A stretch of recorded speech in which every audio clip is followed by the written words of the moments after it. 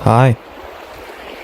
This is my first time doing an actual YouTube video, so sorry if the editing stuff isn't the best. I might have some repetitive writing structure here and there, but at least didn't use AI, that's always good. Anyway, in my first video, I decided I'm gonna look at the unmade movies iceberg. This iceberg chart was made by me, so thanks to me. I don't think I need to explain how one of these things works. You've probably seen a million other videos almost on the same topic. I also don't know if I'm even gonna finish this video, so if you're watching this, I actually did. Congratulations. Without further ado, it's time for layer 1.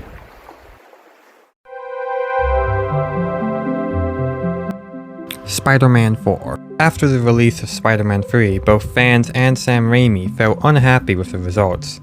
So to make up for it, Raimi would release a fourth film to make up. It would have been about Peter being lost in his dual life as both Spider-Man and Peter Parker. As Spider-Man, he would then fall in love with Black Cat, played here by Anne Hathaway, but their relationship would come to an end after Peter accidentally kills her father, the Vulture. The movie would end with Peter finally retiring as Spider-Man once and for all. Everything seemed to be going pretty well with it, with a release of May 2011 set. But it was scrapped in favor of the reboot The Amazing Spider-Man, mostly due to Sam Raimi constantly having to deal with the studio's meddling and the budget was ballooning, which you're going to hear a lot in this. Blade, the MCU version. What a wild ride this was to see. Announced during the Phase 4 slate in 2019, Blade was set to star Mustafa Ali as the titular Daywalker. Ali even cameoed in the end credits of Eternals. Sure you're ready for that, Mr. Whitman? Originally, it was set for a release of November 3rd, 2023, and would be the MCU's first R-rated movie before Deadpool and Wolverine. Later, it was also revealed that Mia Goth, the Queen, was set to play the villain. It went through development hell in those short 7 years, going through nearly 7 different writers and over 4 different directors. Some of those versions reportedly didn't even feature Blade at all.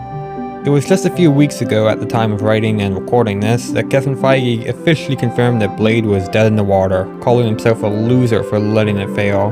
However, one of these versions would have its costumes later used in the film Sinners.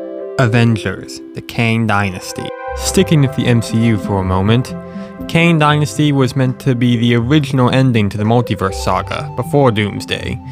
It would see the various heroes introduced in Phase 4 and 5 team up to stop the Kane variants that we saw in the Ant-Man Quantumania post-credit scene. Something I find insane about this is it was supposed to release the same year as the second part, Avengers Secret Wars. This is back when Disney was pumping out Marvel content on a damn near weekly basis. However, this project was cancelled almost immediately after Jonathan Majors' assault allegations kicked in. Instead, they pivoted to your nostalgia with Avengers Doomsday. We'll see if they made the right choice come December. I don't know if this is a hot take or not, but I feel like they should have just stuck with this and explained that Kane looks different because of multiverse bullshit. Probably wouldn't even been that good, but at least they built it up. Superman Lives is probably the most infamous cancelled superhero movie out there. It would be directed by Tim Burton and written by one of my favorite directors of all time, Kevin Smith, and starring one of my favorite actors of all time, Nicolas Cage. The script was bonkers, to say the least. It saw stuff like Superman dying in the second act, then coming back in a metallic suit, a Michael Keaton Batman cameo, Brainiac fusing with Lex Luthor, and infamously, Superman fights a giant spider in the third act. I was just like, this is fucking terrible.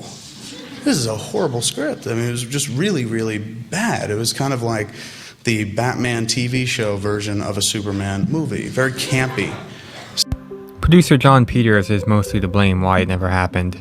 He gave Smith and Burton weird-ass demands, like he didn't want Superman to fly, shoot lasers, or basically anything that made him Superman.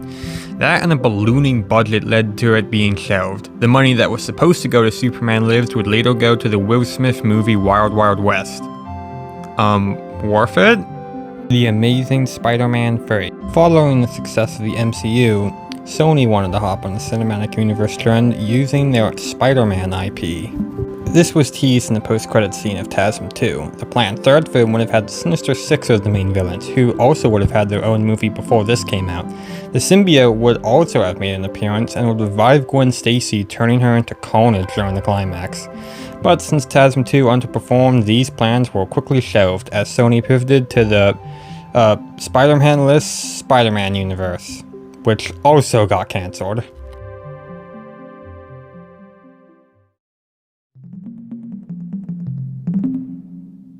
Scooby-Doo PG-13 cut. Most of James Gunn's original script for the 2002 Scooby-Doo movie was way more adult in tone, going for a PG-13 rating. There were more advert references to weed, a lesbian romance between Velma and Daphne, and instead of Scrappy-Doo, the twist villain was, of all people, Don Knotts. The script is currently online if you want to go read it. Some of this version was reportedly filmed, but is probably locked deep in the WB archives. Popeye. Popeye to me has always just been one of those characters that just sort of exists in the public conscious, but no one's really a fan of or talks about. But in 2011, Sony might have made him a bit more recognizable to Gen Z audiences with the announcement of an animated Popeye feature film, directed by animation legend Genndy Tartakovsky, who previously created Dexter's Lab. Test footage was later posted online in 2016, and it looked great, emulating the style of the old shorts, but in modern animation. Despite a delay, it was in development till at least 2022. But that same year, Tartakovsky did confirm that the project was dead. But luckily, a storyboard outline for the whole movie was leaked that's just a week after the announcement. I do hope we see a new Popeye film someday. He's a character who isn't really known to people in Gen Alpha. And it'd be fun to see him come back. I guess all we have to deal with right now is the crappy low-budget horror movies because, you know, public domain. Batgirl. It's unique compared to most of this list as it was actually fully completed. Set to release on HBO Max, Batgirl would have been another addition to the DCEU. The plot is unknown, but the villain would have been the Firefly, played by Brendan Fraser. Despite being completed, WB cancelled it after their merger with Discovery Channel, as it used it as a tax write-off, destroying all copies. I doubt this movie would have been peak cinema or anything, but it's never fun to see people's hard work just go to waste like this. El Muerto. In 2022 at CinemaCon, Sony announced a film version of the very obscure Marvel character El Muerto for their Spider-Man-less Spider-Man universe. If you don't know, which you probably don't, El Muerto is a wrestler villain who fought Spider-Man in 2 comics, which were also his only 2 appearances. It was set for a release date of January 12th, 2024, with Bad Bunny set to star as the lead character. However, it remained in limbo thanks to Bad Bunny's touring, and ironically, his commitment to WWE also contributed. Eventually, thanks to the SAG strike, the project was cancelled. I'm sure we were missing out on peak cinema. James Cameron's Spider-Man. My money longer than James Cameron. Way before Raimi's trilogy, James Cameron was planning on adapting Spider-Man in the mid-90s. He would have been the first person to bring the wall crawler to the big screen. His version was a full-on R-rated movie with swearing, an abuse subplot, and an extended sex scene between MJ and Spider-Man. It also reimagined Electro as a sleazy billionaire who uses electric powers to manipulate the stock market. The cast was great too. It would have had Leonardo DiCaprio as Peter Parker, Robin Lively as Mary Jane Watson, Lance Henriksen as Electro, and even Arnold Schwarzenegger would pop up at the end as Dr. Octopus to tease a sequel. Nothing ever came of the project though, as the production company that was supposed to finance it went bankrupt.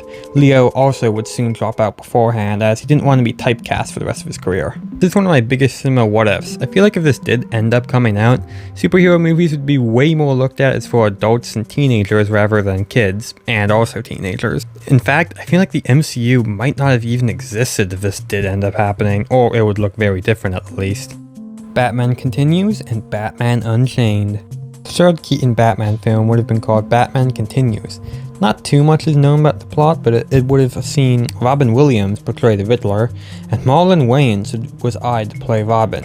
WB didn't want Burton back though after Batman Returns underperformed and famously it pissed off McDonald's, so instead they hired George Schumacher to make a more lighter in tone Batman film that they could also use to sell toys. However, Schumacher's movies would also have a cancelled installment, as the Clooney Batman follow-up was supposed to be called Batman Unchained. It would have been the most serious of the three movies.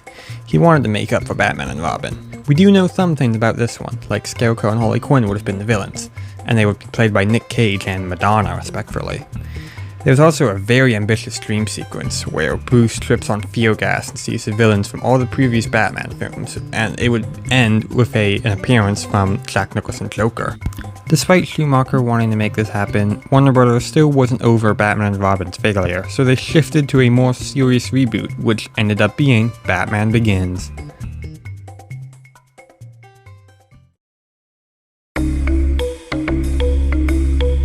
Godzilla, 1994. America's first attempt to adapt The King of the Monsters for the big screen ended in the disaster that was the 1998 movie. However, 4 years earlier, a more traditional Godzilla flick was supposed to be released in American cinemas. In its version, Godzilla is a relic of an ancient civilization who's been frozen in ice for millions of years. Once he busts out, he fights a new original monster called the Griffin, who is an alien-made war machine made up of DNA of several Earth animals, such as a mountain lion, coyote, and a crocodile. It would be directed by Twister director John DeMont, with effects done by Stan Winston. I like a lot of the sculptures that they did of Godzilla. I like how it looks like the original design, but it's still different enough to be its own thing.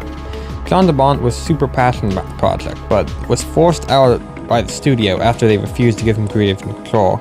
That resulted in Roland Emmerich coming in and giving us the 1998 one, TMNT: The Next Mutation. Following the previous two installments, which were way more geared towards kids, the fourth Ninja Turtles movie would have gone back to the darker tone akin to the first one. Now the turtles' mutagen in their blood would mutate their bodies even more, giving them new powers and abilities. For example, Raphael could now have the ability to change parts of his body to become weapons. An alternative universe was also a major plot point. This universe would be home to an evil April O'Neil and a fifth turtle named Kirby. Not much else is known plot-wise, but the title, TMNT: The Next Mutation, would later be used for the TV show of the same name, which was not very good. It was cancelled though after the third film was a box office bomb, Night Skies. This would have been Steven Spielberg's follow-up to Close Encounters of the Third Kind. It would be a kid-friendly horror movie, revolving around a family that gets attacked by goblin-like aliens on their farmland. One of them was also a good guy who befriends the family's young autistic son. However, very sadly, the good guy alien would die to a hawk in the final scene in the movie. Spielberg changed these elements around and eventually this became E.T. And the plot about a family getting attacked by creatures in a house would later become Poltergeist. Gremlins, the R-rated version. Gremlins is one of my personal all-time favorite movies, but if this original version still happened, I'd probably still love it. Chris Columbus's original script was a gory, R-rated horror B-movie, featuring scenes like Billy's mom being decapitated, the dog getting ripped apart, and a whole McDonald's full of dead bodies. But once Spielberg got on board, it soon shifted to the family-oriented Christmas classic we know today. I might actually make a whole separate video about movies that were originally going to be R-rated someday. Let me know if you'd see that. All 5 of you. Gambit. Gambit was first introduced in the Fox X-Men universe in X-Men Origins Wolverine. Much like they did with Deadpool, Fox was going to spin Gambit off into his own solo movie. He would also be recast, now being played by Channing Tatum. It would be a heist movie in the vein of Ocean's 11's, but with mutant powers as they pitched it.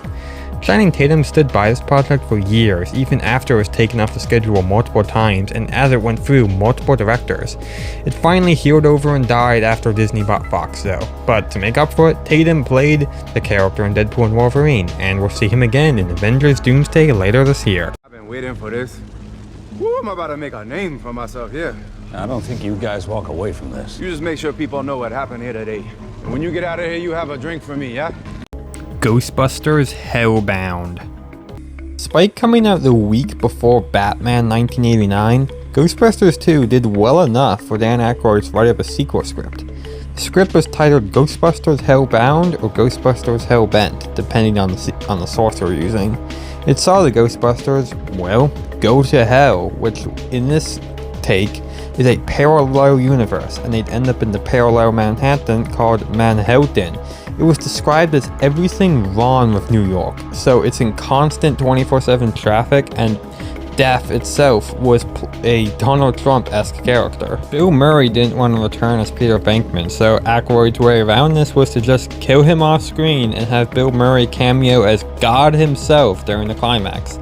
But the script had too complicated of scenes to film in 1990, and the other returning members demanded more money. Years later, as I grew older, Aykroyd added newer Ghostbusters that the older members would pass the torch to. One of them was played by Chris Rock. Aykroyd kept the script around, hoping someday to make it, but the tragic passing of Harold Ramis put an end to it once and for all. That being said, with the newer Ghostbusters movies coming around and the old members returning in those films, I honestly think this movie is still kind of in the cards to happen someday.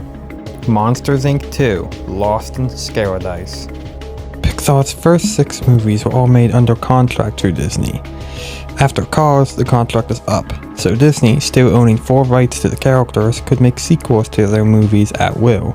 The first one of these would be Monsters Inc. 2, Lost in Scaradise. It would be about Mike and Sully getting stuck in the human world and to reunite with Boo, before getting chased by a monster hunter, with the climax being at Mike's wedding, where the monster hunter gets sent to the snow world where the abominable snowman lives. The movie ended with Sully having a very tearful reunion with Boo, who is now the warder here. But after CEO Michael Eisner left Disney, new CEO Bob Iger fully bought out Pixar, leaving no need for the sequel to exist. But just recently, it was announced that a new Monsters Inc. movie is coming to theaters around 2028. And I don't see why they wouldn't just do this plot again. Superman Flyby. After the previously mentioned Superman Lives fell apart, WB looked to J.J. Abrams, who was fresh off of his show Alias, to write a new movie. This was your pretty standard Superman origin, but it does do some things a little more differently. Like here, Lex Luthor is way more of a full-on evil billionaire type, preaching about how the world should be under one rule. Superman also unveils himself to the world by saving a plane, by a Little League game, which we later get to see in Superman Returns. Funnily enough, both Brendan Routh and Henry Cavill auditioned to play Superman in this movie. Meanwhile, Robert Downey Jr. was eyed for Lex Luthor. For directing, Mick G., director of another one of my personal favorites, Charlie's Angels, was chosen. But he ultimately was the one who got it canned, because he was too scared to fly back and forth from his home to the shooting set. So Bryan Singer was brought on, who fully shaped the movie into what we now know as Superman Returns. Justice League Mortal. The last entry in part 1 of this series, we've got a big one. Before Man of Steel, DC was planning to launch its cinematic universe of Justice League Mortal, directed by Mad Max creator George Miller. If successful, DC would take the opposite approach to a cinematic universe in Marvel by starting with a big team-up movie, then spinning off into solo movies for each hero. It had a darker tone, which is evident in the costumes for the heroes, which are more reminiscent of Alex Ross's artwork. Maxwell Lord would have been the main villain, who gets defeated halfway through the movie and then uploads his mind to a supercomputer during the third act. He also manipulated Wonder Woman into fighting Superman in what I could only imagine was an insane fight scene, judging by how it's described in the script. Barry Allen would sacrifice himself during the final battle, tying into the beginning of the film, which was a funeral with all the heroes in black outfits. It was meant to be framed like it was Batman's, considering the fact he wasn't there. Even though the cast was fully assembled and the suits were finished, filming was delayed because of the 2008 writer's strike. A month, 2 months, doing, doing like shoots, doing like rehearsals in the suits, all the characters in their suits, and then we got a call one day from the producers, and they go, "We need everybody to come in." And it was fully cancelled after The Dark Knight came out and became a cultural sensation, meaning WB didn't see the need to have another Batman in theater. And that's it for part 1. I actually finished a full YouTube video. I'm so proud of myself. Now this first part was the stuff I was the less excited about, because the next couple of layers in this iceberg are the ones I'm way more excited to talk about, so hopefully I get to those someday. In the meantime, have a good night, and please subscribe and like.